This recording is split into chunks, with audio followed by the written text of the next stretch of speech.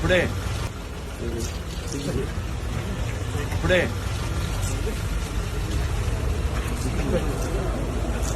दीन जय ಇಂದು ಟಿಡಿಪಿ ಸಂಸ್ಥಾಪಕ ಆಂಧ್ರಪ್ರದೇಶದ ಮಾಜಿ ಮುಖ್ಯಮಂತ್ರಿ ಎನ್.ಟಿ. ರಾಮಾರಾವ್ ಅವರ ಪುಣ್ಯತಿಥಿ.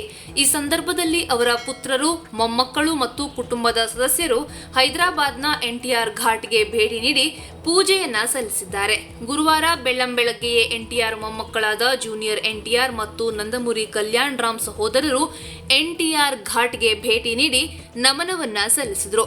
ಜೂನಿಯರ್ ಎನ್ಟಿಆರ್ ಸಹೋದರರು ಹೋದ ಬಳಿಕ ಬಂದ ರಾಮಾರಾವ್ ಅವರ ಪುತ್ರ ಹಿರಿಯ ನಟ ನಂದಮುರಿ ಬಾಲಕೃಷ್ಣ ಹಾಗೂ ಕುಟುಂಬದ ಇತರರು ಘಾಟ್ಗೆ ತೆರಳಿ ಪೂಜೆಯನ್ನ ಸಲ್ಲಿಸಿದ್ರು. ಆದರೆ ಈ ವೇಳೆ ನಡೆದ ಒಂದು ಘಟನೆ ನಂದಮುರಿ ಕುಟುಂಬದಲ್ಲಿ ಎಲ್ಲವೂ ಸರಿಯಿಲ್ಲ ಎಂಬುದಕ್ಕೆ ಸಾಕ್ಷಿಯಾಗಿದೆ.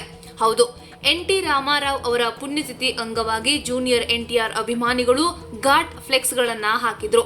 ಅದರಲ್ಲಿ senior NTR, junior NTR, Nandamuri Kalyan Ram, junior NTR ತಂದೆ ನಂದಮೂರಿ ಹರಿಕೃಷ್ಣ ಅವರ ಫೋಟೋಗಳಿದ್ವು.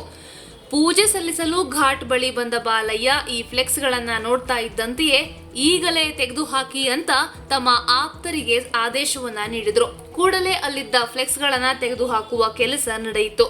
ಸದ್ಯ ಸಾಮಾಜಿಕ ಜಾಲತಾಣದಲ್ಲಿ ಈ ವಿಡಿಯೋಗಳು ವೈರಲ್ ಆಗಿವೆ. ನಂದಮುರಿ ಫ್ಯಾಮಿಲಿಯಲ್ಲಿ ಕಲಹವಿದೆ ಎಂಬುದು ಗೊತ್ತಾಗಿದೆ. ಸದ್ಯ ಬಾಲಯ್ಯ ಅವರ ಈ ನಡೆ ಜೂನಿಯರ್ ಅಭಿಮಾನಿಗಳ ಆಕ್ರೋಶಕ್ಕೆ ಕಾರಣವಾಗಿದೆ.